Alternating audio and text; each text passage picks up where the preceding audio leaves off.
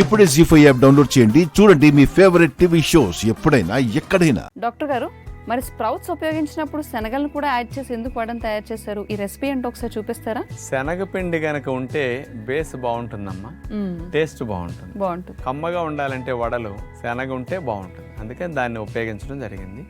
మామూలుగా స్ప్రౌట్స్ ను ఒక్కోసారి పచ్చి వాసన అని కొంతమంది మిగిలిన అని పారేయటానికి ఇష్టం లేక అట్లా ఉంచుకుంటారు. అలాంటప్పుడు ఈ శనగలు కలిపి స్ప్రౌట్స్తో వడలు వేస్తే నూనె లేకుండా చాలా బాగుంటాయి.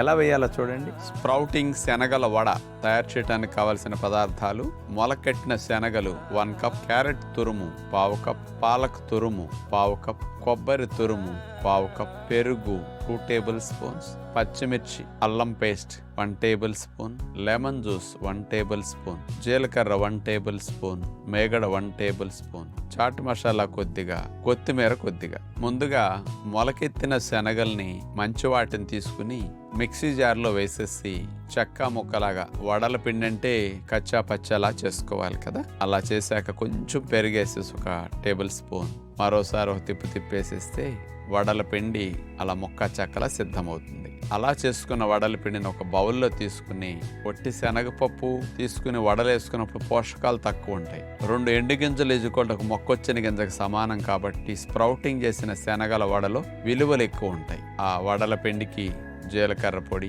అల్లం పచ్చిమిర్చి పేస్ట్, క్యారెట్ తురుము, పాలక్ తురుము, కొబ్బరి తురుము, కొత్తిమీర, నిమ్మరసం, చాట్ మసాలా కొద్దిగా, మేగడ అంటే గుల్లగా వడలుండటం కోసం కొద్దిగా మేగడ కూడా కలిపేసాం పిండిలో. వీటన్నిటిని కలిపేసుకుంటే స్ప్రౌటింగ్ శనగల వడల పిండి సిద్ధమైంది. ఇప్పుడు నాన్ స్టిక్ పాత్రలో కొద్దిగా మేగడ రాసేస్తాం, సిమ్లో పెట్టేసుకుని మనకు కావలసిన సైజులో వడలు అట్లా చేతి వేళ్లతో చేసుకుని గుండ్రంగా అట్లా పెట్టేసి మెల్లగా సన్న సెక్క మీద కాలుస్తాం. మంట ఎక్కువ పెట్టేస్తే మాడిపోతే లోపల ఉడకు పచ్చిపచ్చిగా ఉంటాయి. కాబట్టి నూనె లేకుండా కాల్చేటప్పుడు సిమ్లో మెల్లగా కాల్చవలసి ఉంటుంది. ఒకవైపు కాలిన తర్వాత వడల్ని తిప్పేసి మరోవైపు కూడా కాలనివ్వాలి. సుమారుగా ఒక వాయి కాలటానికి 10-12 నిమిషాల సమయం పడుతుంది. ఇట్లా అప్పుడు కానీ వడలు పచ్చిపోయి చక్కగా గొల్లగా కాలవు. మామూలు నూనెలో దేవిన వడలు 3-4 తింటే వెగటొచ్చేస్తాయి. ఇవైతే ఒక 8-10 తిన్నా ఇబ్బంది లేని విధంగా ఉంటుంది. స్ప్రౌట్స్ శనగలు కలిపిన వడ అంటే హై ప్రోటీన్ వడ. మామూలుగా ఇడ్లీ, ఉప్మా, దోశ కంటే వడలు చాలా మంచిది. బరువు తగ్గాలన్నా, షుగర్ తగ్గాలన్నా, కొలెస్ట్రాల్ పెరగకూడదన్నా, ట్రైగ్లిజరైడ్ పెరగకూడదన్నా ఈ కాంబినేషన్ చాలా మంచిది. అందుకని ప్రోటీన్ ఎక్కువ ఉండాలి, ఫైబర్ ఎక్కువ ఉండాలి, కార్బోహైడ్రేట్స్ తక్కువ ఉండాలి. ఇప్పుడు చూపించే మొలకలను శనగల్లో కాంబినేషన్ అట్లా ఉంటుంది అన్నమాట. కాబట్టి ఇది మంచి కాంబినేషన్. కాబట్టి అందరికీ ఇడ్లీ, దోశలు, ఉప్మాల బదులుగా వడలు, గారెలు ఇట్లాంటి నూనె లేకుండా చేసుకుంటే చాలా చాలా లాభాలు ఉంటాయి, నష్టాలు అసలు ఉండవు. చూసారు కదండి, మరి శనగలను ఉపయోగించి స్ప్రౌటెడ్ వడను తయారు చేసుకునే విధానం ఏంటో డాక్టర్ గారు మనకి చూపించారు. కాబట్టి ఈ విధానం ద్వారా మనమందరం కూడా ప్రతిసారి స్ప్రౌట్స్ అన్న మిగిలినప్పుడు వాటిని వేస్ట్ చేయకుండా, లేదంటే మిగిలిపోతున్నాయని అసలు స్ప్రౌట్స్ తినడం మానేయకుండా చక్కగా ఈ రెసిపీని వాడుకోవచ్చు. ఇక మనందరం కూడా అబ్డామిన్ భాగాన్ని స్ట్రెంగ్తన్ చేసుకోవాలన్నా, అక్కడ భాగాన్ని చక్కగా బలపరుచుకోవాలనుకున్నా కూడా ఎలాంటి వ్యాయామాలు ఉపయోగపడతాయో చూద్దాం. డాక్టర్ గారు, మరి ఈ అబ్డామిన్ ఏరియాలో ఎక్కువగా ఫ్యాట్ అనేది ఉంటుంది. చాలా మందికి ఇక్కడ మాత్రమే కొవ్వు కరగకుండా ఇబ్బంది పెడుతూ ఉంటుంది. మరి అక్కడ కొవ్వు కరగాలన్నా, చక్కగా బలపరుచుకుని స్ట్రెంథనింగ్ కోసం ఉపయోగించుకోవాలన్నా కూడా ఎలాంటి వ్యాయామాలు చేస్తే బాగుంటుంది అంటారు? అందరిళ్లలో మనం చూపించే బాల్ కొని పెట్టుకుంటే చాలా బాగుంటుంది. ఓకే, ఎందుకంటే కొన్ని ఎక్సర్సైజులకి లైట్ వెయిట్ బాల్స్ ఉంటాయి. వాటి సహాయంతో చేస్తే ఫలితం ఎక్కువగా స్పీడ్గా వస్తుంది. ఇంట్రెస్ట్గా, బోర్గా, పెయిన్ లేకుండా ఎక్కువసేపు చేయగలుగుతారు. అలాంటి 3-4 వ్యాయామాలు బాల్తో చేసేవి అబ్డామిన్ పర్టికులర్గా బాగా తగ్గడానికి ఉపయోగపడేవి ఈరోజు స్పెషల్గా మీకోసం.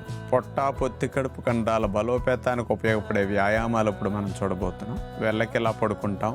గుండ్రటి ఎక్సర్సైజ్ బాల్ని తీసుకుని ఆ బాల్ పైన 2 పాదాలు ఆనేటట్లుగా నమస్కార ముద్రలో బాల్ మీద పెట్టి అట్లా పెడతాం. ఇప్పుడు బాల్ మీద కాళ్ళని కదుపుకుంటూ కాళ్ళని స్ట్రైట్గా చాపాలి. పిక్కల కింద భాగానికి బాల్ వచ్చేస్తుంది.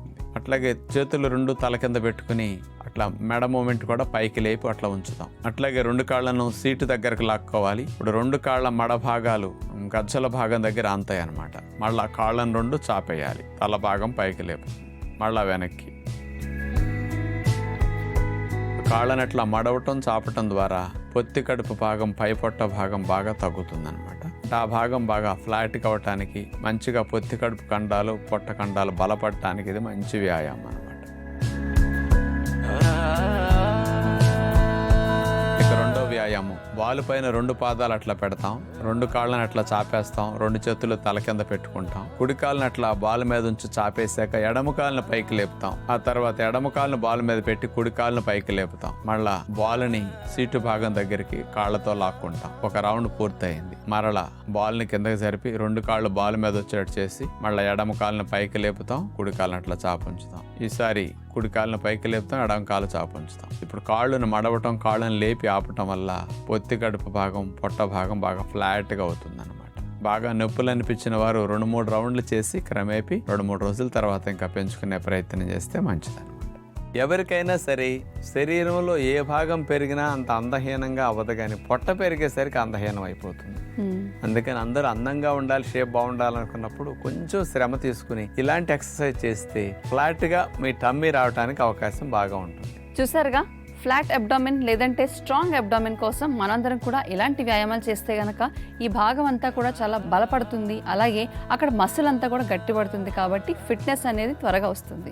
మరి ఇలాంటి మరెన్నో యోగాసనాల కోసం ప్రతిరోజు ఎపిసోడ్ని మిస్ కాకుండా చూడండి. ఈ మధ్యకాలంలో మష్రూమ్స్ అవి ఎక్కువగా దొరుకుతున్నాయి కాబట్టి మష్రూమ్స్ అనేవి మనం పెంచుకోవచ్చా, పెంచుకుంటే గనక ఏ వెరైటీ పెంచుకోవాలి, ఇలాంటి మరెన్నో విశేషాలను తెలుసుకుందాం. డాక్టర్ గారు, మరి ఈ మధ్యకాలంలో మష్రూమ్స్ అన్నవి B12 అనేది బాగా సోర్స్ దొరుకుతుంది అని మన కార్యక్రమం ద్వారా విన్న వాళ్ళు చాలా మంది తినడం మొదలు పెట్టారు. అవునమ్మా. మరి అలాంటి మష్రూమ్స్ ని బయట కొనుక్కునే కంటే కూడా మనం సొంతంగా పెంచుకోవచ్చు అంటారా? పెంచుకోవచ్చు అమ్మా. ఈ రోజుల్లో అట్లా రెడీగా అందిస్తున్నారు, ట్రేల్ లాగా అమ్ముతున్నారు. ఇప్పుడు మష్రూమ్స్ బాగా ముదిరినప్పుడు పైన గొడుగు కింద చిన్న బుడుపుల్లాగా వస్తాయి అన్నమాట. అవును. వాటిని అవి కట్ చేసేసి వాటిని ట్రేల్లో పెంచి మనకి చక్కగా ఎదిగేటట్టు రెడీ చేసి ఇచ్చేస్తున్నారు అనమాట.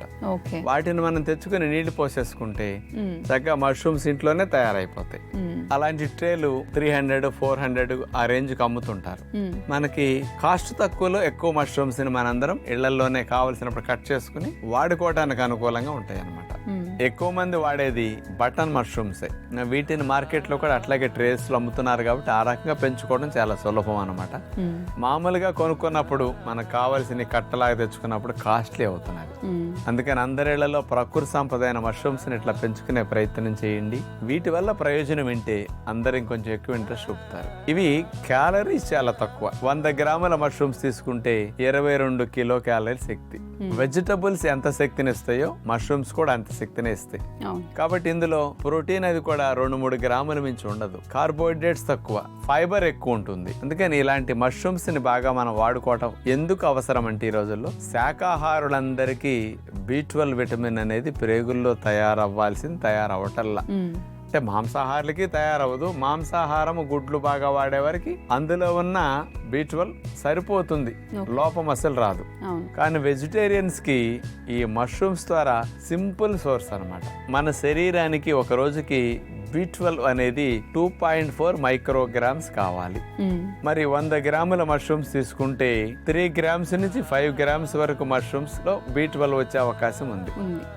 అంటే 100 గ్రాముల మష్రూమ్స్ తింటే డే మొత్తానికి కావాల్సిన B12 సప్లై అయిపోతుంది, కొంచెం తక్కువ ఉన్నా ఎక్కువ ఉన్నా. కానీ మరి అలాంటి మష్రూమ్స్ ని వారానికి 2-3 సార్లు గనక వాడుకున్నా అసలు B12 లోపం రాకుండా ఉంటుంది. జీ5 యాప్ డౌన్లోడ్ చేసి అన్ని ఎపిసోడ్స్ పూర్తి ఉచితంగా చూడండి.